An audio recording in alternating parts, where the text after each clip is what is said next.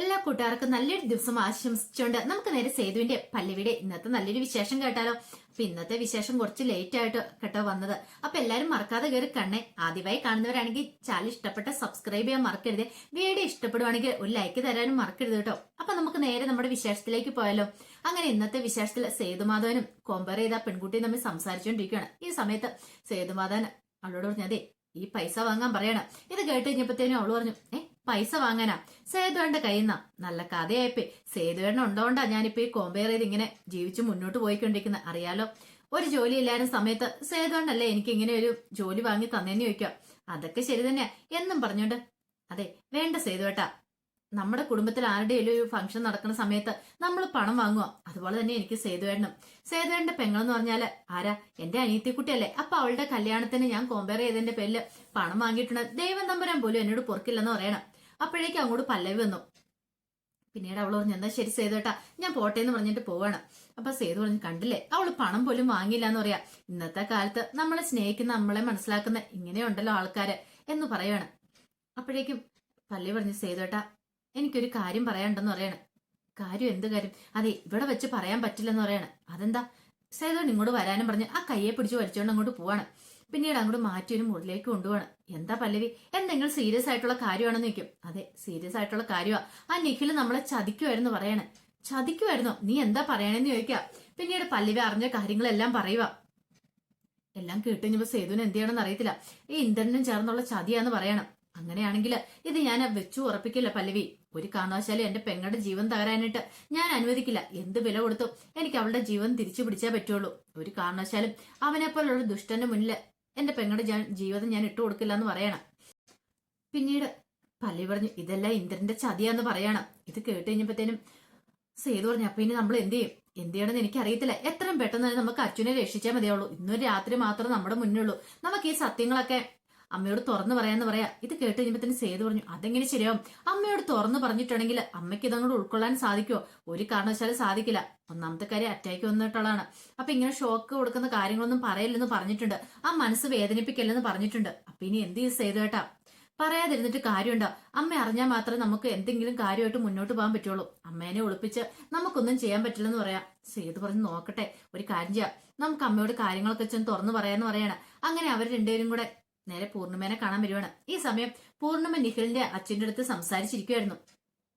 പിന്നീട് പൂർണിമ സേതുവും പല്ലയും വരുന്നുണ്ടെന്ന് പറഞ്ഞു, ദേ സേതു ഞാനേ നിഖിലിനോട് പറയായിരുന്നു, ദേ എനിക്കൊരു മോനും കൂടെ ഉണ്ടായെന്ന്. ഇനിയിപ്പോ അച്ഛൻ്റെ നിഖിലിന്റെ കല്യാണം നാളെ നടക്കും. അങ്ങനെ നടന്നു കഴിഞ്ഞാൽ പിന്നെ നിഖില് ഈ കുടുംബത്തിന്റെ ആളല്ലേ. അപ്പം സേതുവിന് ഒരനിയനെയും കൂടെ കിട്ടാൻ പോവാന്ന് പറയാം. ഇത് കേട്ടപ്പോഴത്തേനും സേതുവും പല്ലവിയും പരസ്പരം നോക്കുവാണ്. അവർക്കാണ് ആകെപ്പാടെ സങ്കടം വന്നു. പൂർണിമയുടെ മനസ്സിൽ അത്രയ്ക്ക് പ്രത്യാശയുള്ളത്. കാരണം നിഖിൽ അത്ര നല്ലവനാന്ന് കരുതിയ പൂർണിമ ഇങ്ങനെയൊക്കെ പറഞ്ഞുകൊണ്ടിരിക്കുന്നത്. അവന്റെ ചതിയെക്കുറിച്ചൊന്നും ഈ പറയുന്ന പൂർണിമയ്ക്കോ അച്ഛനോ ആർക്കും ഒന്നും അറിയില്ലല്ലോ. പിന്നീട് ഓരോന്നിങ്ങനെ പുകഴ്ത്തിപ്പെടുത്തി നിഖിലിനെ കുറിച്ച് പറഞ്ഞുകൊണ്ടിരിക്കുക പൂർണിമ. ഈ സമയത്താണ് ശ്രീദേവി അങ്ങോട്ട് വരുന്നത്. ശ്രീദേവി വന്നിട്ട് പറഞ്ഞു, അതെ അന്നാ നമുക്ക് ഇറങ്ങിയാലോ എന്ന് ചോദിക്കുവാണ് നിഖിലിനോട്. നിഖിൽ പറഞ്ഞു, ശരി ആയിക്കോട്ടെ അന്ന് നമുക്ക് ഇറങ്ങാന്ന് പറയണം. ഈ സമയം പൂർണ്ണിമ പറഞ്ഞു, കാര്യങ്ങളൊക്കെ മംഗളമായിട്ട് നടന്നു, എല്ലാം ഭഗവാന്റെ അനുഗ്രഹം കൊണ്ടാന്ന് പറയണം. ഇത് കേട്ടതും ശ്രീദേവി പറഞ്ഞു, അത് പിന്നെ കയ്യിൽ ഇഷ്ടം പോലെ പൈസയുണ്ട്, കാര്യങ്ങളൊക്കെ നടക്കുമല്ലോ, അക്കൗണ്ടിൽ ഇഷ്ടം പോലെ പണമല്ലേ ഉള്ളതെന്ന് ചോദിക്കുകയാണ്. ഇത് കേട്ടപ്പം പൂർണ്ണിമ പറഞ്ഞു, പണം ഉണ്ടായിട്ട് മാത്രം കാര്യമില്ല, ചില സമയത്ത് ഈ പണത്തിനൊക്കെ കടലാസിന്റെ വില മാത്രമേ ഉള്ളൂ. എന്റെ സേതു ഉള്ളതുകൊണ്ട് മാത്രം, ഞാൻ തന്നെയായിരുന്നെങ്കിൽ എന്നെ കൊണ്ട് ഇത്രയ്ക്ക് ഭംഗിയാക്കാനൊന്നും പറ്റില്ലായിരുന്നു പറയണം. ഇത് കേട്ടത് ശ്രീദേവി പറഞ്ഞു, അങ്ങനെയൊന്നുമില്ല പൂർണ്ണിമേ, പണം ഉണ്ടെങ്കിൽ എന്തും നടക്കൂലെന്ന് പറയണം. അപ്പോഴേക്കും നന്ദൻ പറഞ്ഞു, അത് ശരിയാ, ഞാൻ ഇവളോട് എപ്പോഴും പറയാറുണ്ട് പണം ഉണ്ടായിട്ട് മാത്രം കാര്യമില്ലെന്ന്. ഇത് കേട്ടത് ശ്രീദേവി ഇങ്ങനെ ചുണ്ടത്ത് വിരല് വെക്കണം, ഒരക്ഷരം മിണ്ടിപ്പോയേക്കല്ലെന്ന്. അത് കേട്ട് കഴിഞ്ഞപ്പോഴത്തേനും പിന്നെ ഒന്നും നന്ദം മിണ്ടിയില്ല. അതെപ്പോഴും അങ്ങനെയാണല്ലോ, ശ്രീദേവി പറയുന്ന വാക്കിന് അപ്പുറത്തേക്ക് നിഖിലിന്റെ അച്ഛൻ ഒരക്ഷരം പോലും മിണ്ടത്തില്ല. പിന്നീട് പറഞ്ഞു, എന്നാ ശരി നമുക്ക് ഇറങ്ങാന്ന് പറയണം. അങ്ങനെ അവർ ഇറങ്ങാൻ തുടങ്ങുമ്പോൾ നിഖില് അച്ഛനോട് ചോദിച്ചു, പോരുന്നത് ഞങ്ങളുടെ കൂടെ എന്ന് ചോദിക്കുക ഇന്ന്. ഇത് കേട്ട് കഴിഞ്ഞപ്പോ ശ്രീദേവി പറഞ്ഞു, ഓഹോ അപ്പൊ നിനക്ക് ഇന്നേ കൊണ്ടാൻ പൂർണ്ണ സമ്മതം അല്ലേന്ന് ചോദിക്കുകയാണ്. ഇത് കേട്ടപ്പോ അച്ഛൻ പറഞ്ഞില്ല, ഞാൻ വരുന്നില്ല എന്ന് പറയാണ്. അങ്ങനെ അവരങ്ങോട്ടേക്ക് പോവാണ്. ഈ സമയം എന്ത് ചെയ്യണമെന്ന് അറിയത്തില്ല സേതുവിനും പല്ലവിക്കും. പറയാൻ വന്ന കാര്യം പറയാനായിട്ട് പറ്റിയുമില്ല. അവര് നിൽക്കുന്ന സമയത്ത് പൂർണ്ണിമ പറഞ്ഞു, എല്ലാം നല്ല ഗംഭീരമായിട്ട് നടന്നു, മൈലാഞ്ചിയുടെ ചടങ്ങും കാര്യങ്ങളും എല്ലാം ഉദ്ദേശിച്ചേക്കാളും ഭംഗിയായിട്ട് നടന്നു. എന്താണെന്ന് അറിയത്തില്ല, അതിന്റെ കാര്യങ്ങളെല്ലാം മംഗളമായിട്ട് നടന്നു. പക്ഷെ ഇത്ര സമയം ഇങ്ങനെ ഇരുന്നതിന്റെയൊക്കെ ആണെന്ന് തോന്നേ. എന്തോ നല്ലൊരു തലവേദന പോലെ ഒരു ക്ഷീണമൊക്കെ തോന്നുന്നുണ്ട്, ഞാനൊന്ന് പോയി കിടക്കട്ടെ എന്നും പറഞ്ഞുകൊണ്ട് പൂർണിമ മുറിയിലേക്ക് അങ്ങോട്ട് പോവാണ്. പിന്നീട് മുറിയിലേക്ക് എന്നിട്ട് കഥ കളിച്ചിട്ട് പൂർണിമ അടന്ന് പൊട്ടിക്കരയാണ്.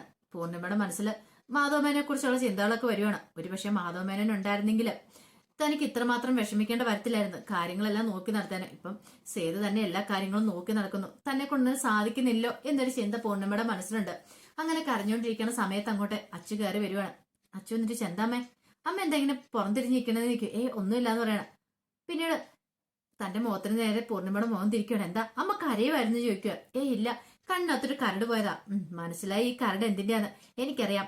ഞാൻ പോകുന്നതിന്റെ വിഷമല്ലേ അമ്മയ്ക്ക്. അമ്മ എന്തിനാ വിഷമിക്കേണ്ട കാര്യമൊന്നും ഇല്ലാന്ന് പറയാം.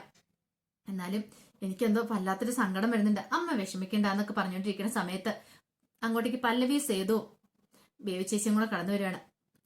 അപ്പൊ അവര് വന്നു കഴിഞ്ഞപ്പോഴത്തേനും പല്ലവി പെട്ടെന്ന് ചോദിച്ചു, അല്ല ഇതെന്താ അമ്മയുടെ മോഹം വല്ലായിരിക്കണേ. ഒന്നുമില്ലാന്ന് പറയണ. പെട്ടെന്ന് അച്ചു പറഞ്ഞു, ഞാൻ പോകുന്നതിന്റെ സങ്കടം അമ്മയ്ക്കെന്ന് പറയണം. ഇത് കേട്ടതും പൂർണ്ണം പറഞ്ഞു, അത് പിന്നെ സങ്കടം ഇല്ലാതിരിക്കുവോ? കാരണം നീ ഇപ്പോഴും എന്റെ മുന്നില് ആ ഇത്തിരി ഇല്ലാത്ത കുഞ്ഞാ. കാരണം എന്റെ മനസ്സിൽ ആ ഒരു ചിന്ത മാത്രമേ ഉള്ളൂ. നീ ഇത്ര വലുതായെന്നും നിന്റെ കല്യാണമെന്ന് പോലും എനിക്ക് വിശ്വസിക്കാൻ പോലും പറ്റുന്നില്ല. നാളെ മുതൽ നീ ഇവിടെ ഇല്ലല്ലോ എന്ന് ഓർത്ത് കഴിയുമ്പോ അതൊരു മറ്റൊരു വിഷമം. പിന്നീട് സേതുവിനോട് പറഞ്ഞു, കാര്യങ്ങളൊക്കെ നല്ല ഭംഗിയായിരുന്നു പറയാം. ഇപ്പൊ ഞാൻ സ്വപ്നം കാണുന്നത് എന്താണെന്നറിയോ? നിഖിലിന്റെ ഇവളുടെയും വിവാഹമാണ്. നാളെ കതിർ മണ്ഡപത്തില് സുന്ദരിയായിട്ടിരിക്കുന്ന എന്റെ മോള്, അവളുടെ കൈ പിടിച്ച് നടക്കുന്ന നിഖില്. അത് മാത്രം എന്റെ സ്വപ്നങ്ങളിൽ ഇപ്പോൾ ഉള്ളത്. ഇന്ന് രാത്രി എനിക്ക് ഉറങ്ങാൻ പോലും പറ്റില്ല. അതേക്കുറിച്ച് ചിന്തിച്ചു കിടന്നാൽ പിന്നെ എനിക്ക് ഉറക്കം പോലും വരത്തില്ലെന്ന് പറയാണ്.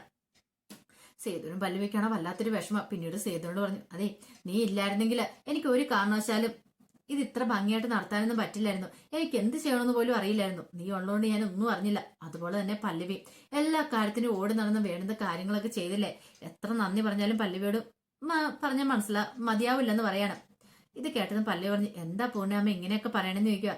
അതെ ഇതെല്ലാം കഴിഞ്ഞിട്ട് ഒരു കല്യാണം ഉണ്ട്. ഉടനെ തന്നെ ഇവിടെ ഒരു പന്തൽ ഉയരും. അതിന് നീ തയ്യാറായിട്ടിരുന്നു എന്ന് സേതുവിനോട് പറയണം. നിന്റെ കല്യാണം ഇനി അടുത്ത് വരാൻ പോണെന്ന് പറയണം. ഇത് കേട്ട സേതു വെറുതെ ഒന്ന് ചിരിക്കുക മാത്രം ചെയ്തു. സേതുവിനോട് മനസ്സ് വിങ്ങിക്കൊണ്ടിരിക്കുക. അതേപോലെ തന്നെ പല്ലവിക്കും ഒന്ന് പറയണം. പക്ഷെ ഇതെങ്ങനെ പറയാൻ പറ്റും? അച്ഛനോടും പറയണമായിരുന്നു. പക്ഷെ ആരോടും പറയാൻ പറ്റാത്ത വല്ലാത്തൊരവസ്ഥയിലാണ്. ഒരു വിങ്ങിപ്പൊട്ടി നിൽക്കുകയാണ് അവർ രണ്ടുപേരും കൂടെ. പറയാൻ വന്ന കാര്യം പറയാൻ പറ്റാത്തൊരവസ്ഥ. പിന്നീട് എന്ത് ചെയ്യണമെന്ന് അറിയത്തില്ലാതെ അവര് മുറിയിൽ നിന്ന് അങ്ങോട്ട് ഇറങ്ങി പോവാണ്. പിന്നീട് മിത്രേട്ടന്റെ ശ്രീഹരിയും കൂടെ തിരികെ വീട്ടിലേക്ക് പോകണം. അപ്പൊ പോകുന്ന വഴിക്ക് ഓട്ടോയിൽ പോണ സമയത്ത് മിത്രേട്ടൻ പറഞ്ഞു, ഇവിടെ ഒന്ന് ഓട്ടോ നിർത്താൻ പറയണം. അവിടെ നിർത്തി. ശ്രീഹരി ചോദിച്ചു, ഇവിടെ എന്താ നിർത്തിയത്? നമുക്കൊരു നാരങ്ങ വെള്ളം കുടിച്ചിട്ട് വന്ന്. നാരങ്ങ വെള്ളമോ? അതെ, ഒരേ ഒരു നാരങ്ങ വെള്ളം. അപ്പൊ ശ്രീഹരിക്ക് കാര്യം മനസ്സിലായി. അതിനിവിടെ നാരങ്ങ വെള്ളം കുടിക്കാൻ പറ്റിയ കടയൊന്നും ഇല്ല. ആര് പറഞ്ഞില്ലാന്ന് തെങ്ങ് നോക്കാൻ പറയണം. അപ്പോഴാണ് വെണ്ടയ്ക്ക അക്ഷരത്തിൽ ബാറെന്ന് എഴുതി വെച്ചിരിക്കുന്നത് കാണുന്നത്. ഇത് കണ്ടപ്പോൾ ശ്രീഹരി പറഞ്ഞു, വെറുതെ അല്ലേ ഇവിടെ ഓട്ടോ നിർത്താൻ പറഞ്ഞ. അല്ല മിത്രേട്ടൻ എങ്ങനെ അറിയാവുന്നേ ഇവിടെ ബാറുണ്ടെന്ന്? എടാ മണ്ട, ഈ കുടിയന്മാരോട് പ്രത്യേകിച്ച് പറഞ്ഞ് കൊടുക്കേണ്ട കാര്യമുണ്ടോ? ഈ ബാർ എവിടെയാ, അതിന്റെ മദ്യ വിൽപ്പന നടത്തുന്നത് എവിടെയാന്നൊക്കെ അതിന്റെ കാര്യമൊന്നുമില്ല. അവർക്കെല്ലാം കൃത്യമായിട്ട് അറിയാം. അവരിതെല്ലാം കണ്ടുപിടിച്ച് വെച്ചിട്ടുണ്ടായിരിക്കും. അറിയത്തില്ല സ്ഥലത്ത് പോയാൽ പോലും അവർക്കിത് വ്യക്തമായിട്ട് അറിയാന്ന് പറയണം. അല്ല മിത്രേട്ട, അപ്പൊ ഈ ഓട്ടോക്കാരൻ ഞാൻ ഇപ്പൊ തന്നെ പറഞ്ഞു വിടാം എന്ന് പറഞ്ഞുകൊണ്ട് മിത്രേട്ടൻ പോയി ഓട്ടോക്കാരനെ പറഞ്ഞു വിട്ടു വന്നു. നമുക്കേ ബാറിലൊന്ന് കയറി നന്നായിട്ടൊന്ന് മിനിങ്ങിട്ട് പോകാന്ന് പറയണതേ. സേതുവേട്ടൻ അറിഞ്ഞിട്ടുണ്ടെങ്കിൽ അറിയാലോ. സേതു അറിയാനൊന്നും പോകുന്നില്ല. ഇപ്പം മിത്രേട്ടൻ എന്ത് പറയും? ബാറിനകത്തേക്ക് കയറി കഴിയുമ്പത്തേനും ചെറുതെന്ന് പറഞ്ഞിട്ട് മിത്രേട്ടൻ കഴിക്കാൻ പോകുന്ന എന്താണെന്ന് എനിക്കറിയാം. ഒരെണ്ണം കഴിച്ച് കഴിയുമ്പത്തേനും പറയും അടുത്ത വേണമെന്ന് പറയും. അതിനല്ലേ വേണ്ടിയിട്ടല്ലേ മിത്രേട്ടൻ പോണേ.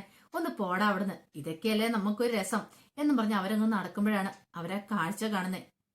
നിഖിലിന്റെ കൂട്ടുകാരെ പിടിച്ചോണ്ട് പോവാണ്. നിഖിൽ നന്നായിട്ട് മദ്യപിച്ചിട്ടുണ്ട്. ആടി ആടി പോവാണ്. ഇതെന്താടാ ഈ കാണുന്നതിന് ചോദിക്കുവാണ്. ഈ കാഴ്ചയാണ് ശ്രീഹരി എന്ന് ഞെട്ടി. ഇതെന്താ ഇവനിങ്ങനെ? നാളെ കല്യാണമാണ്. ഈ സമയം നിഖിൽ കൂട്ടുകാരോട് പറയുന്നുണ്ട്, വിടറാ എനിക്ക് അത്രമാത്രം ഫിറ്റ് ഒന്നും വരുന്നു. അപ്പൊ കൂട്ടുകാരൻ പറയുന്നുണ്ട്, നീ നല്ല ഫിറ്റാടാ, നിന്നെ ഇങ്ങനെ വിട്ടാൽ ശരിയാകത്തില്ല, നീ ഇവിടെ നിൽക്കാൻ പറയുന്നുണ്ട്. ഇത്ര ഫിറ്റ് ആവേണ്ട കാര്യമില്ലായിരുന്നു പറയണം. നിഖിൽ പറഞ്ഞു, എടാ നാളെയല്ലേ എന്റെ കല്യാണം, ഇന്നും കൂടെ അല്ലേ ബാച്ചിലർ ലൈഫ് എൻജോയ് ചെയ്യാൻ പറ്റുള്ളൂ, അതുകൊണ്ടാടാന്ന് പറയണം. മൂന്നാമന്മാർക്ക് നല്ല ഫിറ്റാ. ഒരു വിധത്തിലാ മൂന്നാമന്മാരും കൂടി നിഖിലിനെ പിടിച്ചോണ്ട് പോകുന്നത്. അങ്ങനെ ആടി ആടി പോയി കാറിലേക്ക് അങ്ങോട്ട് കയറ്റുവാണ്. ഈ കാഴ്ച കണ്ടത് മിത്രം പറഞ്ഞു, എന്നാലും ഇവൻ ഇങ്ങനത്തെ ഒരുത്തനായിരുന്നോ? ശ്രീഹരി, ഇനി സമയം വൈകിട്ടില്ല. അച്ഛന്റെ ജീവിതമാണ് പോയിക്കൊണ്ടിരിക്കണേ. ഒരു പക്ഷേങ്കില് നിഖിലിനെ പോലുള്ള ഒരുത്തനെ കെട്ടി അവളുടെ ജീവിതം താർന്നു പോകും. അവളെ രക്ഷിക്കാൻ നിനക്ക് പറ്റുള്ളൂ. നീ ഒരു കാര്യം ചെയ്യ, ഇനിയാണെങ്കിൽ സത്യങ്ങളൊക്കെ തുറന്നു പറയാൻ പറയണം. ഇത് കേട്ടതും ശ്രീഹരി പറഞ്ഞു, ഞാൻ എങ്ങനെയാ മിത്രേട്ട പറയണേ?